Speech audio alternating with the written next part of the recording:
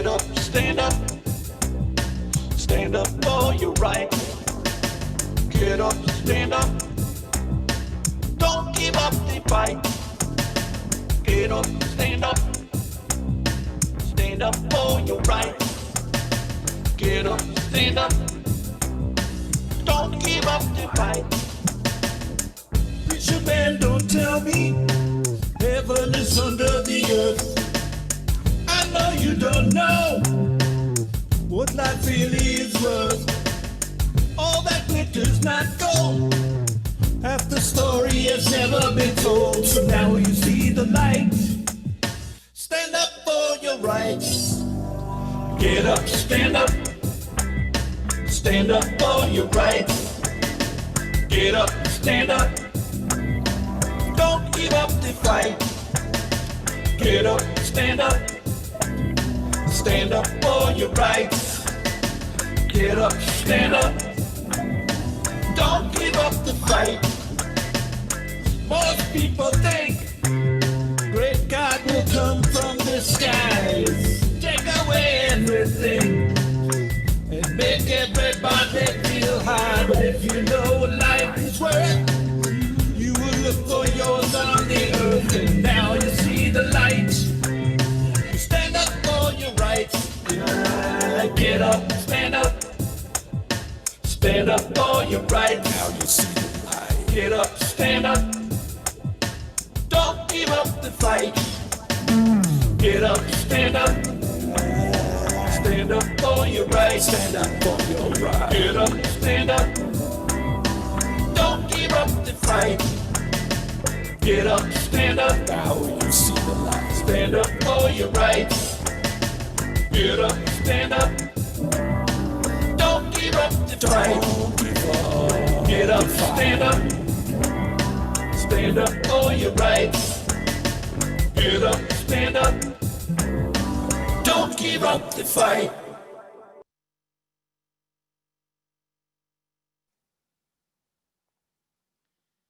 Good morning, friends, and welcome on this Sunday morning to the online service at the Unitarian Universalist Fellowship at Stony Brook.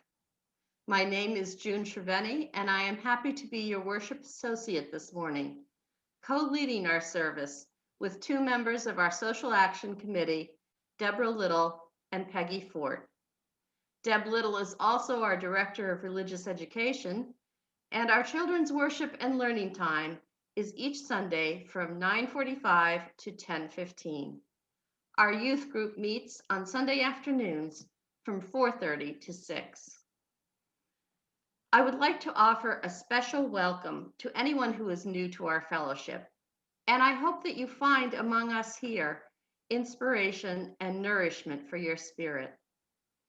Unitarian Universalism as a living tradition has two commitments: to freedom of belief and to an orientation of inclusion, interdependence, and justice. You can find additional information about the 7 principles we strive to live by on our webpage at UUFSB.org. At the conclusion of our morning service, we will have a brief meet and greet coffee hour. It does take a few moments to get everybody admitted, so please be patient while our tech team takes care of making us all audible and visible to each other. And after this greeting time, we encourage you to join one of the small group chats by leaving the main meeting and signing back into the small group chat meeting on the webpage or in the news feed. Refill that coffee cup and share some quality time with your fellow members and friends. I invite us now to enter into the sacred space and time of worship with the sounding of the morning bell.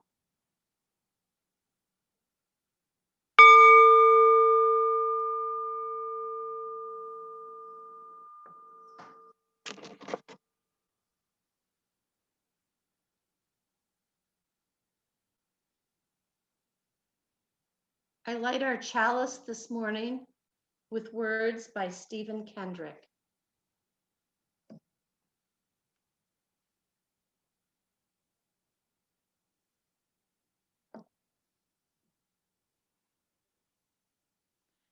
We are here to face the truth about ourselves, about our faith, and about the way we serve others and the world, as well as to open ourselves to ways that we can better and more joyfully reflect our potential and core values. We are gathered here together to learn, to unlearn, to hear, and to move forward.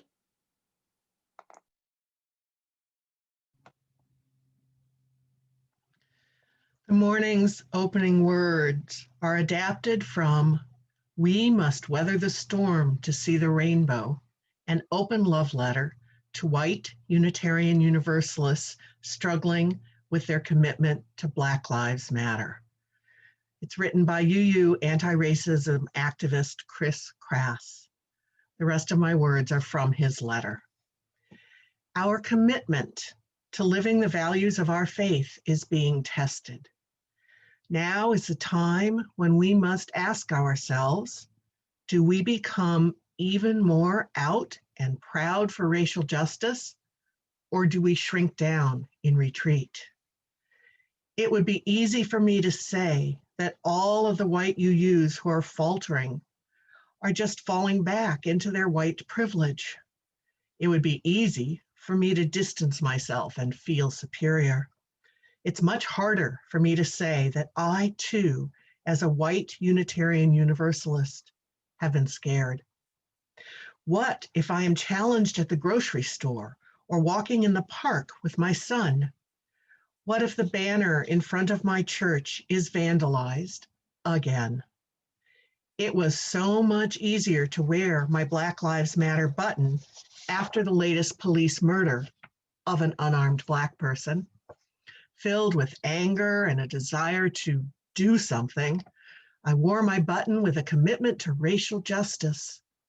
We hung our Black Lives Matter banner in defiance to racism. But all of this is much bigger than buttons and banners.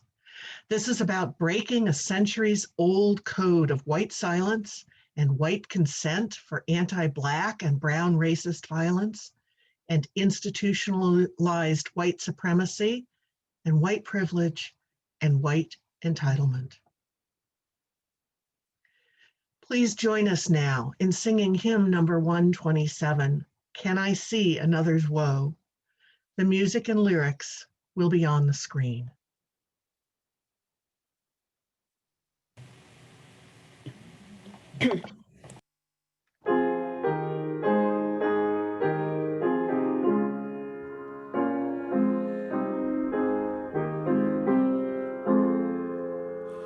Can I see another's woe and not be in sorrow too? Can I see another's grief and not seek for kind relief? Can I see a falling tear and not feel my sorrow share? Can a father see his child weep, nor be with sorrow filled? Can a mother sit and hear infant groan and infant fear? No, no, never can it be. Never, never can it be.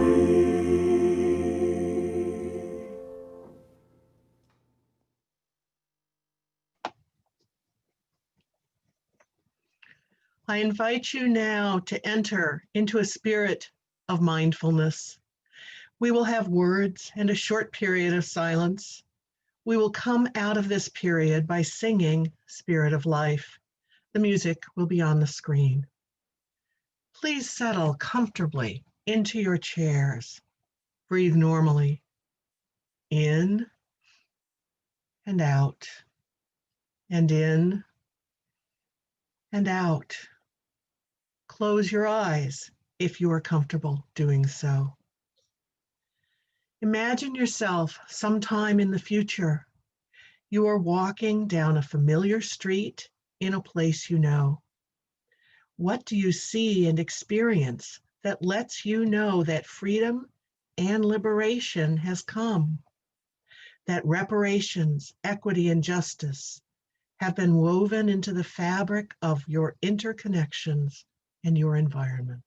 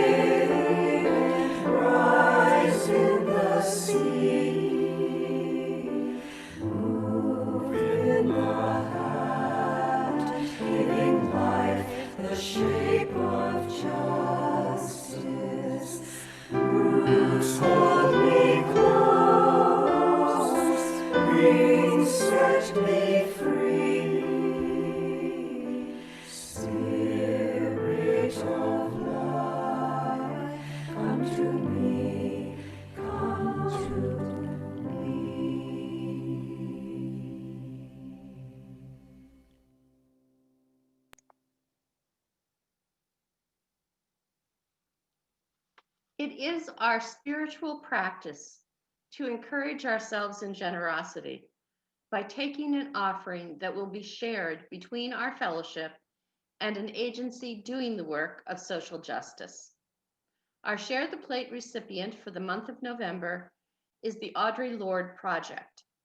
This is a lesbian, gay, bisexual, two-spirit, trans, and gender nonconforming people of color center for community wellness and progressive social and economic justice.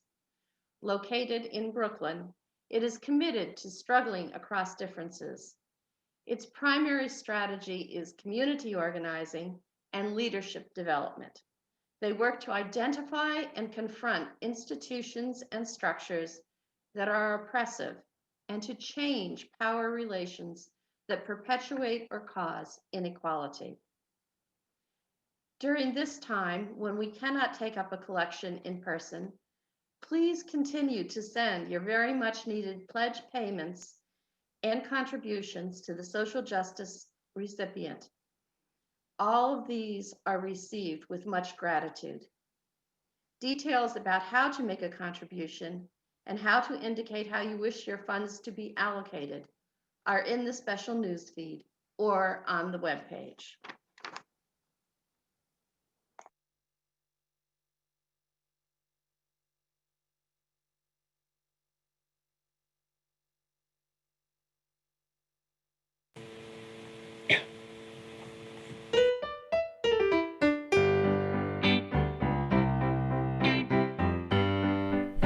I see somebody marching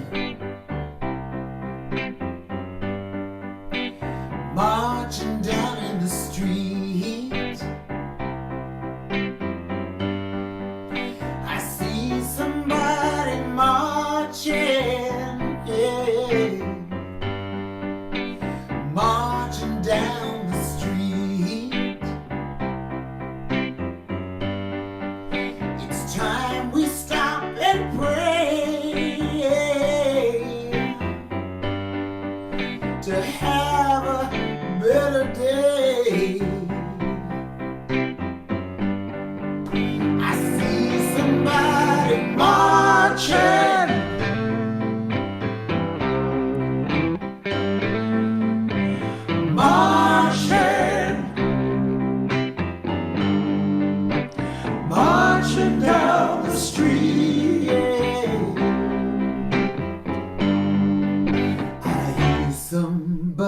crying.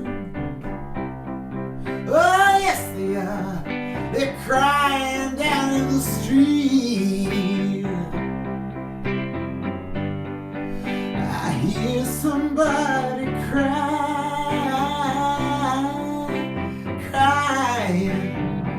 crying down in the street. Ask yourself, why? Oh, why do they make that moan and cry? Oh, go to your window and look down. Yes, take a look down and listen and look all around. I hear somebody crying.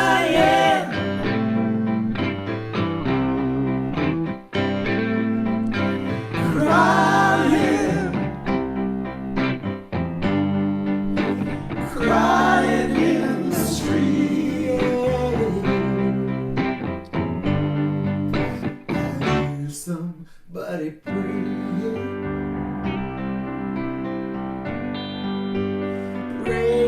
in the street. I hear somebody praying. Oh, they're down on their knees. Yes, some of them are praying in the street. I see somebody marching.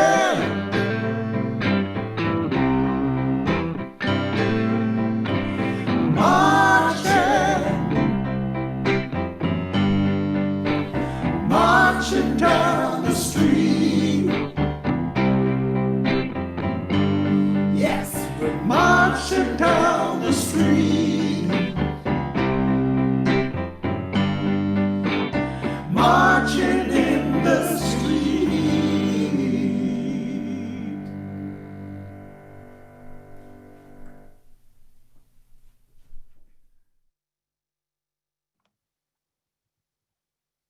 Thank you so much for that wonderful music.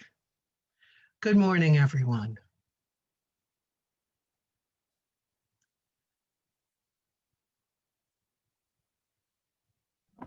Good morning, Deb and friends.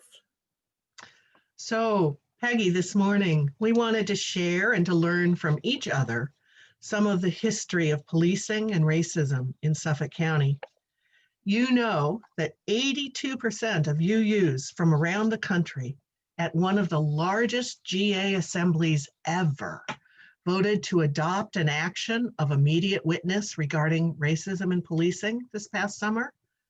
Specifically, we in our congregations have been asked to participate in the, quote, national movement to end anti-Blackness and defund the police, unquote.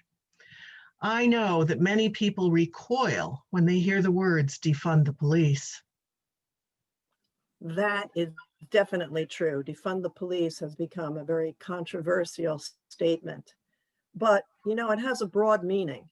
The thousands of UUs at General Assembly were calling on congregations to do the work of creating security and safety policies that don't involve the police.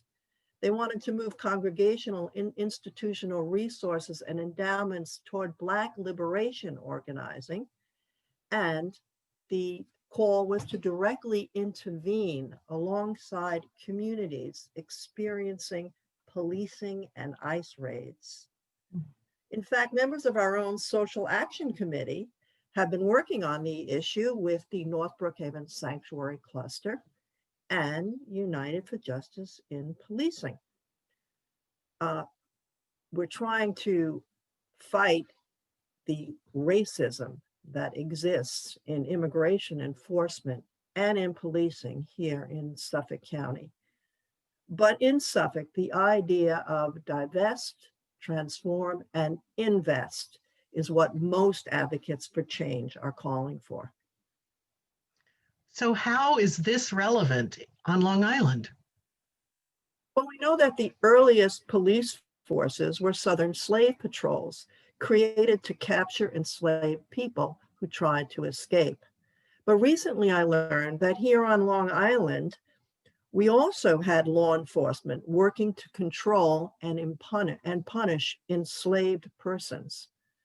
Multiple times during the 1700s, law enforcement officials arrested enslaved Black and Indigenous persons and later executed them for trying to escape slavery and for allegedly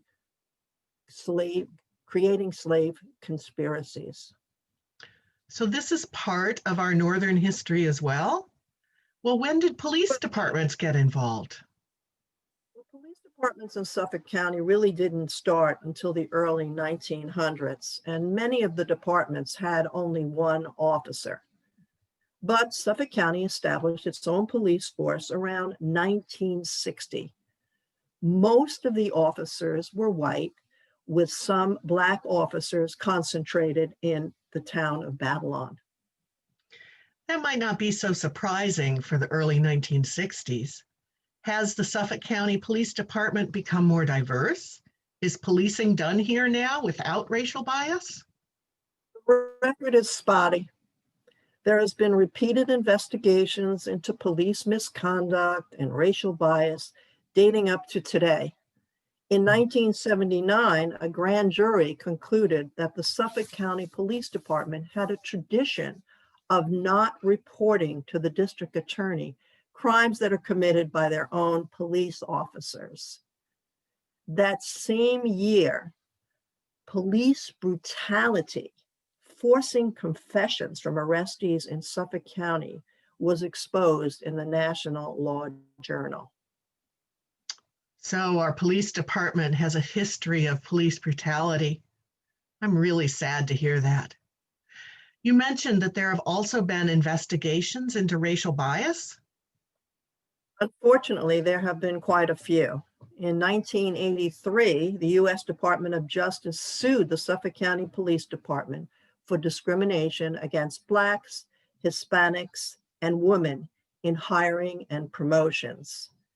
While we had one of the largest police forces in the country, 94% of the officers were white males.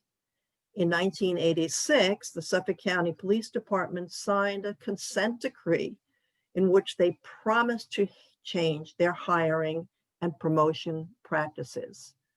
But the struggle to diversify the department even continues today. I moved to Suffolk County in the early 1990s, and I started to learn then about some of the racial bias here against Latino and Latina immigrants. So what did you learn, Deb? Well, I learned about an anti-immigrant organization in Farmingville. In the late 1990s, some residents of Farmingville formed this organization to remove undocumented immigrants from their community and actually from the entire country. Several years of attacks on immigrants followed here. The police arrested some of the wrongdoers, including 2 white men who were convicted of attempted murder. But many crimes were not solved. Sorry to say that it got even worse. On November 8th, 2008, Marcelo Lucero, an Ecuadorian immigrant, as he was walking home from work, he lived by the Patchogue Railroad Station, was murdered. This was the worst incident in Suffolk County history.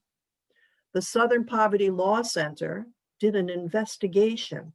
They came and interviewed immigrants here in Suffolk County, and they found out that immigrants were regularly taunted, spit on, had soda cans, full soda cans, beer bottles, and other projectiles tossed at them.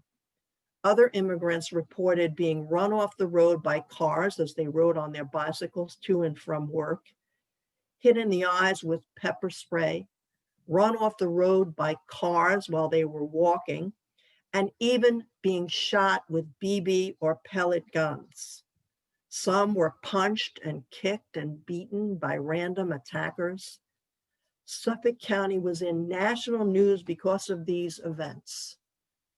What do you think Suffolk County did in response to these attacks, Deb? Well, I heard that the Suffolk County Police Department did not respond well.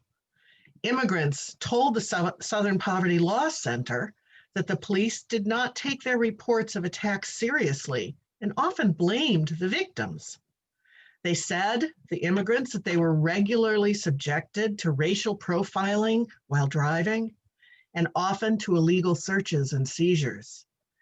The murder of Marcelo Lucero was the impetus for a second U.S. Department of Justice investigation into biased policing here in Suffolk County. Do you know anything about that case? Yes, I do. As a result of the killing of Marcelo Lucero and the history of racism and xenophobia in Suffolk County, on November 25th, 2008, Latino Justice, a nonprofit organization, filed a Title VI civil rights complaint on behalf of Latino residents of Suffolk County. The suit alleged a systematic failure to properly investigate and prosecute bias crimes against Latinos and consistently discouraging Latinos from seeking assistance. Many Latinos had reported crimes and the police department had not acted upon them. There were a lot of advocacy groups as well in Suffolk County that reported the crimes on behalf of these immigrants and people who were of Latino heritage, who were just walking as residents or driving as residents in Suffolk County, and the police department refused to act on any of the complaints. So in 2009, the Civil Rights Division of the U.S. Attorney's Office initiated a joint investigation of Suffolk County PD, which resulted in a technical assistance letter with recommendations to improve Suffolk County Police Department's policies, procedures, and policing methods. The letter was sent to then Suffolk County Executive Steve Levy in September 2011. But guess what happened, Deb? Well, I know that Steve Levy was a politician leading the anti-immigrant forces and tirade. So what did happen? Well, finally, now remember, 2011, the technical letter was sent. January 23rd, 2014, the DOJ and Suffolk County PD entered a consent agreement committing to monitoring and change. The agreement listed many areas that needed improvement. Suffolk County had problems with bias-free policing, police misconduct, hate crimes, language assistance, and community engagement. The DOJ, Department of Justice, that is, planned to monitor compliance for a minimum of 3 years, meet regularly with Suffolk County PD and Latino advisory groups, and issue a compliance report. Annually, that compliance report would be issued. Now, some positive changes have been made since 2014, particularly in the area of language access to non-English speakers. But the progress has been very slow, and there is continuing evidence of bias and inequity in policing here in Suffolk. So I know that we don't have time to go into all of the details here today, Peggy, but we could. And I want to invite our members and friends, if you have more time and questions, to reach out, especially to Peggy, who has been working on this for years. Yes, I think my background as a foreign language teacher was what prompted me to get involved once immigrants and even some of my own students and their families as a Longwood teacher were subject to the attacks that were going on. So now we're going to fast forward to 2020. What's going on? The death of George Floyd, the marches for Black lives, attended by people of all races and ethnicities, and Governor Cuomo's Executive Order 203 to reform policing has increased demand for law enforcement transparency and accountability. And there is a demand to end racism and racial profiling. At the same time that all of this is happening, 3 analyses in 2020 reveal the extent of continued racial bias in Suffolk County policing. So that's right. Analyses of the SC Police Department traffic stop patterns were performed by Newsday, by United for Justice Policing, and by the Finn Institute, which was contracted to do this by the county. And all 3 reported ongoing racial discrimination against both our Black brothers and sisters in the county and Hispanics. As recently as 2019, the Suffolk County Police Department officers pulled over Black drivers 3.5 times more often than white drivers. And Hispanic drivers were pulled over twice as often. There's a lot of racial bias out there on the road. There sure is. And are people treated fairly after they're pulled over? No, again, there are big disparities based on race. Blacks are significantly less likely to get a ticket or a verbal warning or no action at all. And they're significantly more likely to be arrested, to have their vehicle searched, to be asked to exit the vehicle, and to experience the police use of force. What about Latinos and Latinas? Well, they are stopped more often for reasons that do not usually result in a ticket, but they're still more likely to get a ticket. And they're less likely to drive away with only a warning. Do you know why this matters?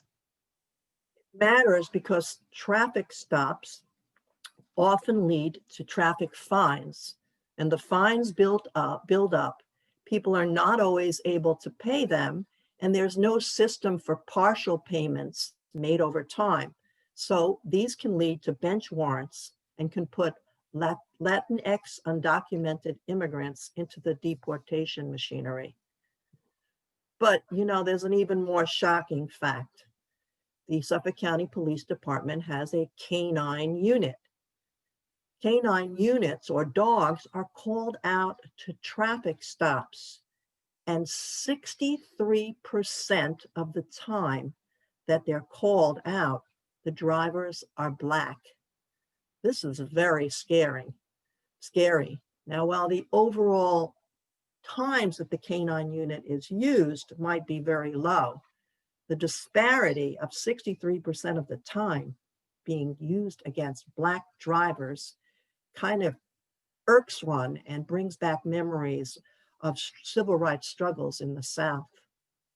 I remember those images as a kid, watching those dogs on TV go after people. It was shocking.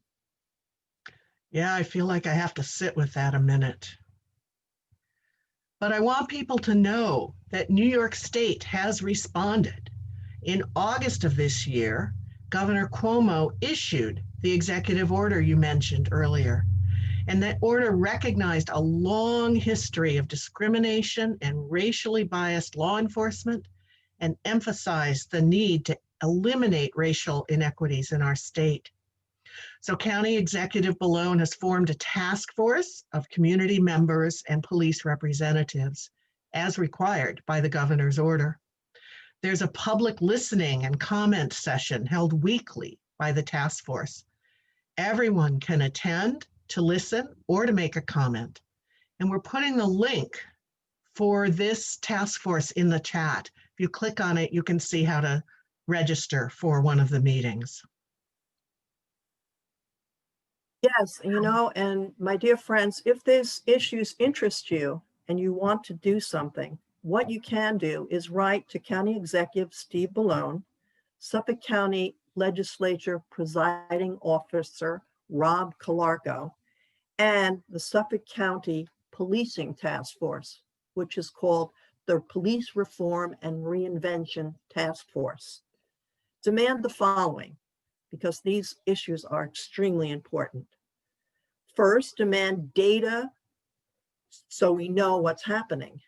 Now, the data can't just be thrown up on the website as it has been done in the past. It has to be fully completed, published, and then analyzed by a non-biased, hopefully local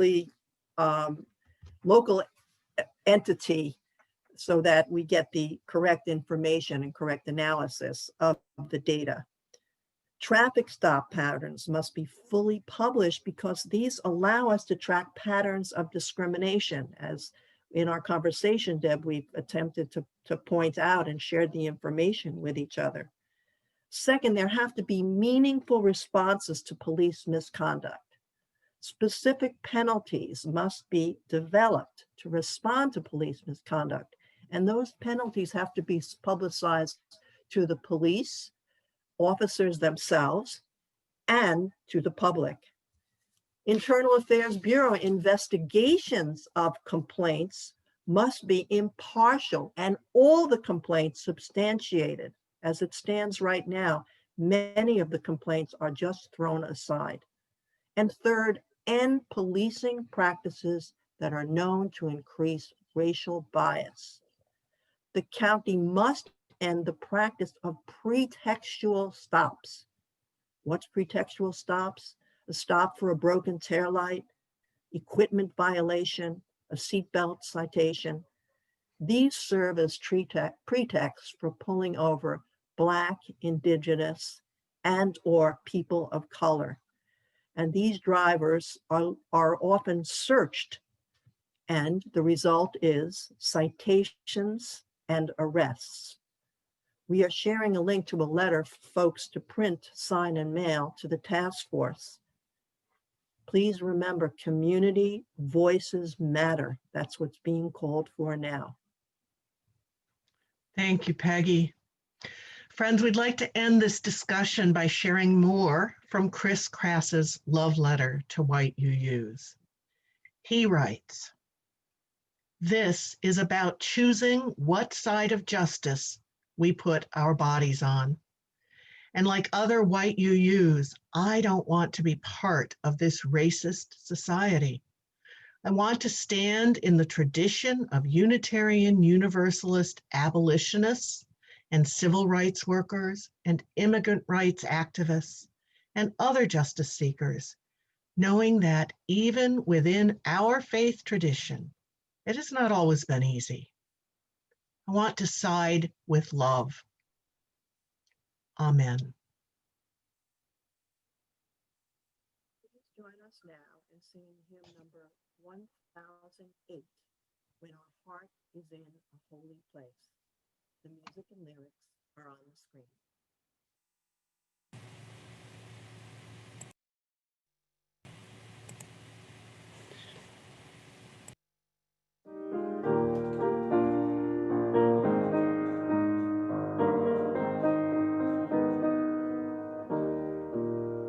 When our heart is in a holy place, when our heart is in a holy place, we are blessed with love and amazing grace. When our heart is in a holy place, when we trust the wisdom in each of us, every color, every creed and kind, and we see our faces in each other's eyes, then our heart is in a holy place. When our heart is in a holy place, when our heart is in a holy place, we are blessed with love and amazing grace. When our heart is in a holy place, when we tell our story from deep inside, and we listen with a loving mind, and we hear our voices in each other's words, then our heart is in a holy place.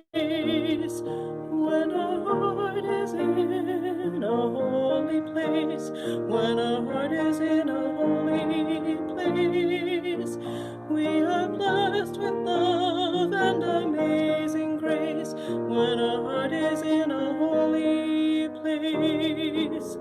When we share the silence of sacred space and the God of our hearts stirs within, and we feel the power of each other's faith, then our heart is in a holy place.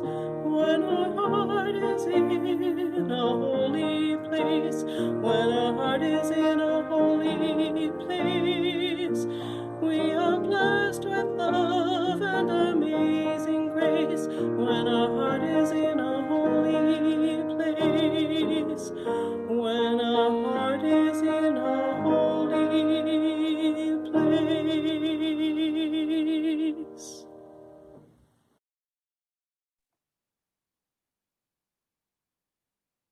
Our encouraging closing words today come from the poet Denise Levertov, who calls us to continue the work of justice. We have only begun to imagine the fullness of life. How could we tire of hope? So much is in bud. How can desire fail? We have only begun to imagine justice and mercy, only begun to envision how it might be to live as siblings, not as oppressors. Surely our river cannot already be hastening to the sea of non-being. Not yet, not yet. There is too much broken that must be mended, too much hurt that we have done to each other that cannot yet be forgiven. We have only begun to know the power that is in us if we would join our solitudes in the communion of struggle. So much is unfolding that must complete its gesture. So much is in bud.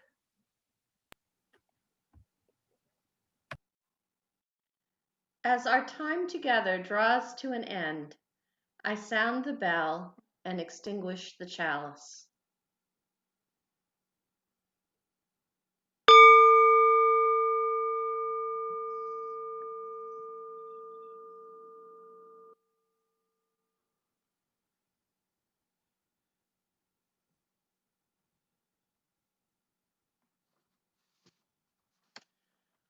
Our time together is finished, but our work is not done. May our spirits be renewed and our resolve strengthened as we meet the challenges to come. This chalice flame is extinguished until we ignite it yet again with the spark of our communion.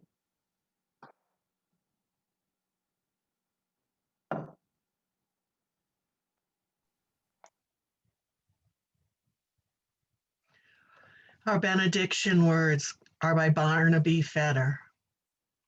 May our fumbling tongues be blessed, so that chatter becomes prayer and prayer becomes concerted action. May our restless minds be blessed, so that insight becomes will and will becomes effective action. May our anxious hearts be blessed, so that longing becomes love and love guides our every action. So may it be.